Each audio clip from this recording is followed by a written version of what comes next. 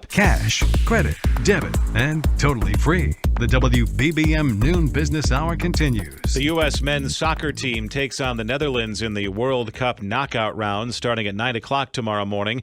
Let's talk about interest in the match with Tim Hanlon, founder and CEO of the Vertere Group based in Chicago. Tim, thanks for joining us today. The U.S. men's soccer team moving on in the World Cup, advancing to the knockout round tomorrow, is great not only for American soccer fans, but I'm sure they're probably doing some handstands in the executive suites at Fox.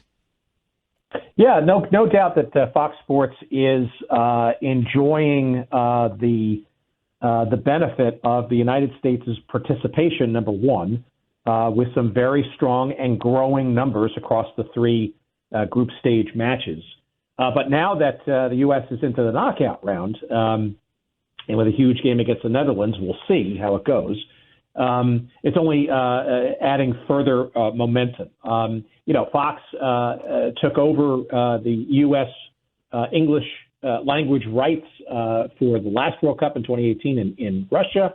Obviously, the United States did not qualify for that one, so in many respects, Fox kind of took an immediate hit. But from a longer-term perspective, and don't forget that the next World Cup will be in the United States, along with Canada and Mexico sharing in 2026.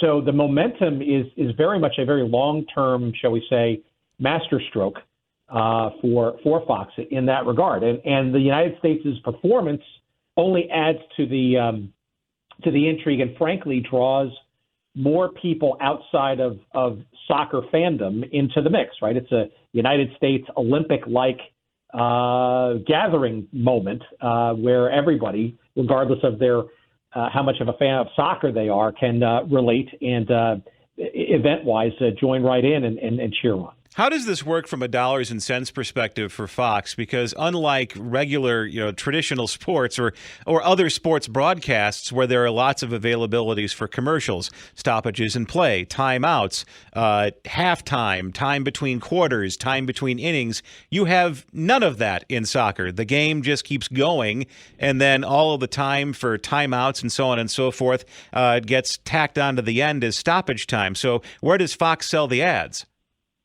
No, that's a great question. And to the uninitiated observer, I guess it always is. It seems to be a head scratcher as to where the monetization comes from, right? If you're not able to put ads, if you will, in the midst of broadcasts. And I don't want to scare people from the 1970s Chicago Sting days, but yeah, you could interrupt broadcasts and put commercials and miss some action, right? That doesn't happen nowadays, luckily.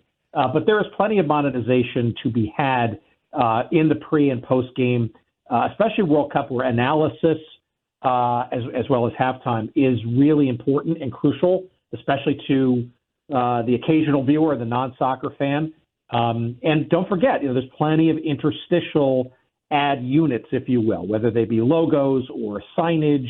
Over time in the professional leagues, you'll see those jerseys, all that kind of stuff. But there's plenty of exposure and ad units, if you will, that Fox is benefiting from, as well as Telemundo, of course, on the Spanish language side. And then very quickly, U.S.-Netherlands TV ratings. The U.S.-England game last weekend delivered college football-style numbers, and now with college football kind of rolling off before bowl season, what kind of numbers could we see out of the match tomorrow?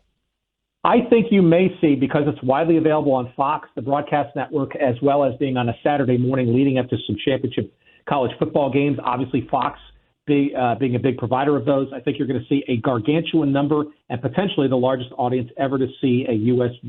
Soccer match on American television. Tim Hanlon, founder and CEO of the Vertere Group based in Chicago.